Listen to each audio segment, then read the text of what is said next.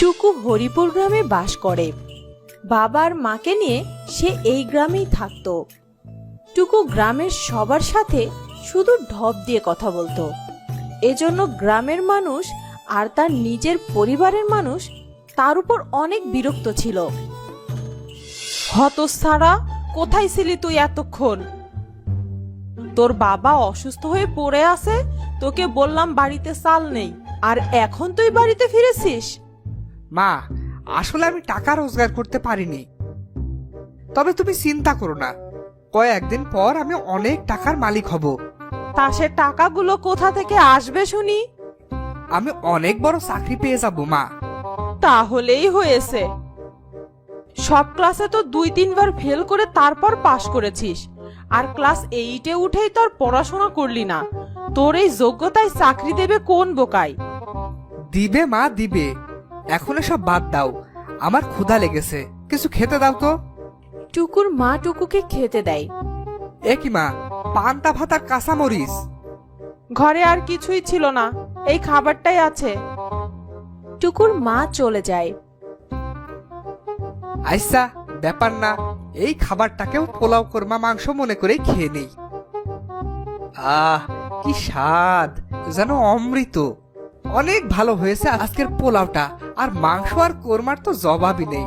উফ, কি স্বাদ।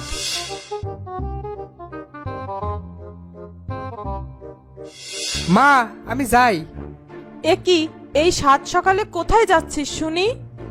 মা, আমি একজন সম্মানী মানুষ, আমার কত কাজ থাকে তুমি জানো। আমি যাই। টুকু তার বন্ধুদের সাথে কথা বলে। কিরে টুকু, তোর ঢপবাজি কেমন চলছে? কি যে বলিস, আমি সব সময় সত্যি কথা বলি তো, তাই আমাকে ঢপবাজ বলিস। সত্যি কথার কি মর্ম বুঝবি তোরা?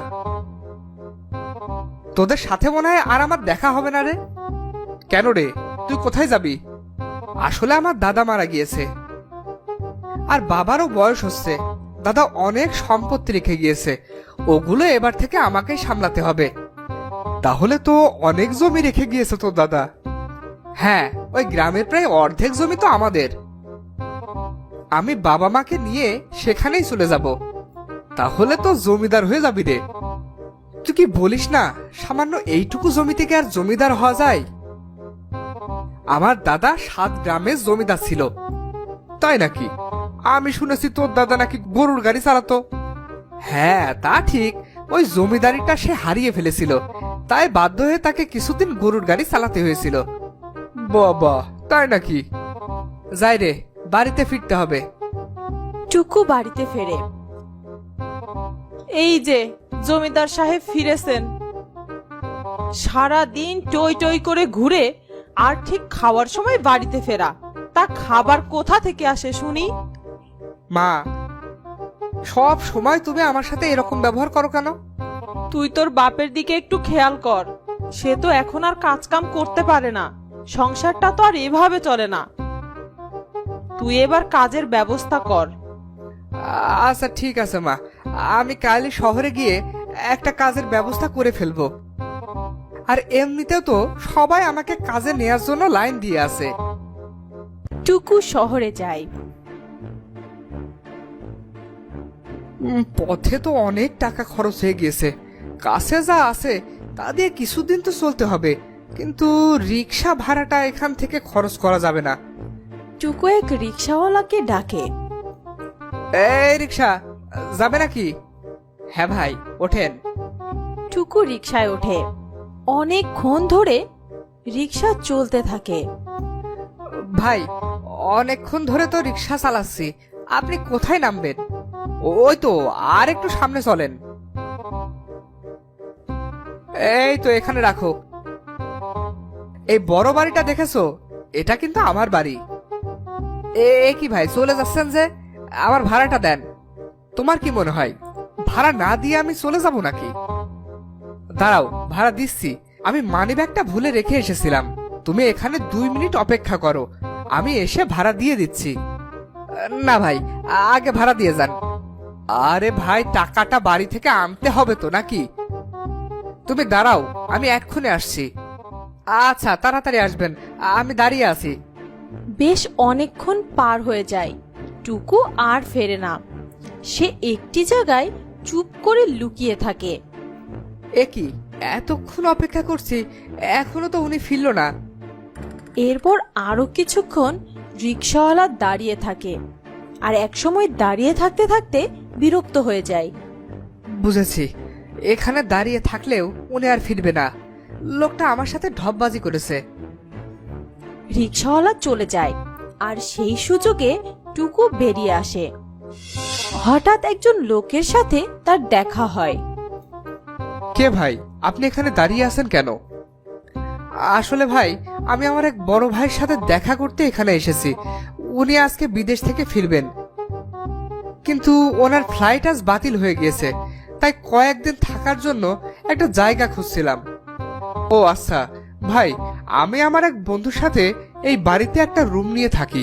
আপনি চাইলে আমাদের সাথে থাকতে পারেন, তবে খাওয়ার ব্যবস্থা আপনাকে বাইরে করে নিতে হবে। কোনো সমস্যা নেই। তা ভাড়া কত? ভাই, ভাড়াটা একটু বেশি পড়বে, আর ভাড়াটা অগ্রিম দিতে হবে। আমি আপনার 1 বছরে যা ভাড়া হয় তার চেয়ে বেশি দিয়ে যাব। শুধু আমার বড় ভাইকে ফিরতে দিন। আমার বড় ভাইয়ের বিদেশে ব্যবসা আছে, আর উনি রাস্তায় কোনো ফকির দেখলে কম করে তাকে 10,000 টাকা ভিক্ষা দেয়। কিছুক্ষণ পর থাকার ব্যবস্থা তো হলো, এখন খাওয়ার ব্যবস্থা করতে হবে। যাই, একটা খাবারের দোকানে যাই। টুকু হাঁটতে হাঁটতে একটা খাবারের দোকানের সামনে যায়, এবং সেখানে গিয়ে সে কাঁদতে থাকে। এ কি ভাই, আপনি কাঁদছেন কেন? গত 2 দিন আগে আমার বড় ভাই মারা গেছে। আমি তাকে অনেক ভালোবাসতাম, আর আপনি দেখতে আমার বড় ভাইয়ের মতো। কাঁদেন না ভাই, যার যাওয়ার সে তো যাবেই। ভাই, তাই বলে এত মিল, সেই চোখ, সেই নাক, সেই মুখ।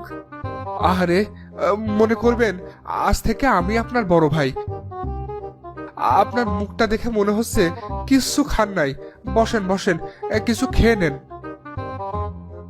এই এই তোরা আমার ছোট ভাইকে খাবার দে। টুকু সব খাবার খেয়ে নেয়। ভাই, কত হয়েছে? এসব আপনি কি বলছেন? একটু আগেই তো বললাম আমি আপনার বড় ভাই।